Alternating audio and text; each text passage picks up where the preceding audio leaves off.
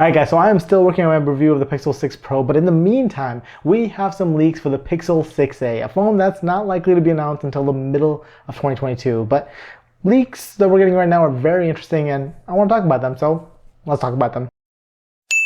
Alright, so before we dive into it, I just want to say if this is your first time here and you like what you see, don't forget to hit that like button and subscribe so you guys don't miss the new videos. But moving on, the main reason I want to talk about the Pixel 6a is the fact that the Pixel 6 has been a really big departure from previous Pixel phones. There's a whole new design language, and of course, we've got the new Tensor processor in here. So there's a big question about what of that is going to trickle down to the much more budget 6a. So thanks to these leaks, we actually have a little bit of a better idea, and it seems like a lot of it is going to trickle down to the new Pixel 6a, including the design. So here it is. This is what the Pixel 6a is rumored to look like, and if you look at it, it looks very, very much like the Pixel 6. Not the Pixel 6 Pro, but the Pixel 6. It looks so similar to it. And I think that's a great thing because I really personally like the design of the Pixel 6 Pro. It's really grown on me since the first leaks I saw it. Like, I've had it for a while now, and I kind of like the design. But what's more interesting to me than the design is the fact that the rumored 6a is going to get some version of Google's new Tensor chip. Now, whether it's the exact same chip or not, we don't really know.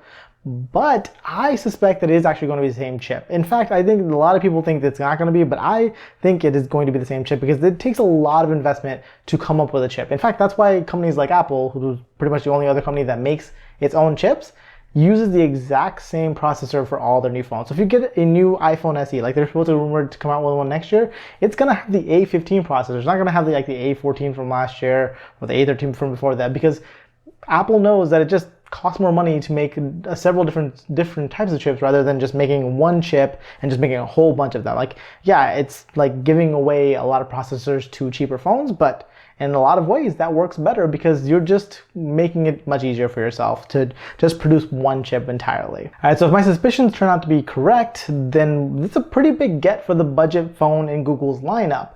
Not only would it have the new design, but also would get the processor. So where are they going to be cutting costs? Well, it seems like cameras for one. This phone will be one of the first A series of phones that won't share the main camera sensor with its flagship brother. Because before, it was very cheap for Google to put in the same sensor in the flagship phone as the A series of phones because it was a very cheap sensor. Like, they've been making it since the Pixel 2 era, and it really hadn't changed much. So it didn't cost them much to put it in the A series versus putting it in the main flagship ones. But this year we have brand new 50 megapixel sensors, and those are probably going to cost a lot of money to make. So they're not going to be trickling down to the A series of phones. Instead, you're going to get the regular and ultra wide cameras that you probably had on the 5A.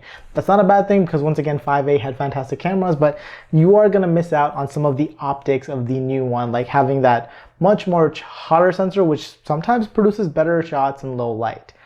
But here's the nice thing, and the fact that you are getting the Tensor chip means that you are going to get some of the new motion modes and all that, because all of that is just software based, and as long as the camera can do it, they should come through. So you'll get the action pan, the what's the other one, the long exposure shots. Yeah, those are all come down to the 6A as well, which is really good news for the 6A. Also, from the renders, you can see that the cameras and the camera bar have this like weird oval cutout in the bar itself. Now, I suspect that's because most of the back of the 6A is going to be made out of plastic, including the camera bar. And then that little oval cutout is only going to be the only glass part of the back of it, which, you know, you need the glass to actually protect the lenses and stuff. So that kind of makes sense. So you're definitely going to lose out in terms of premium materials. But you also will probably not get wireless charging. That just seems to be a feature that's just limited to, you know, more expensive phones. In terms of other trade-offs, of course, there's going to be in terms of screen. So the Pixel 6a is rumored to have a 6.2 inch screen versus the 6.4 inch that's on the 6, and then the massive 6.7 that we have here on the 6 Pro.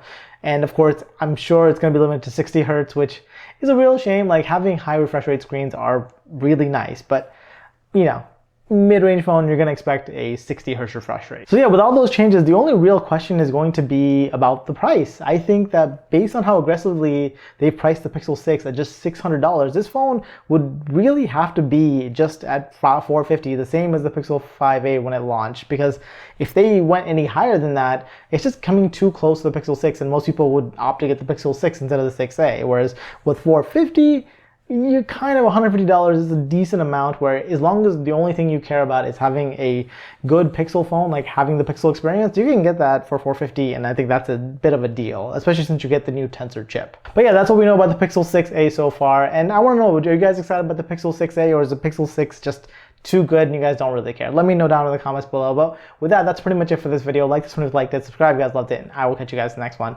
Bye.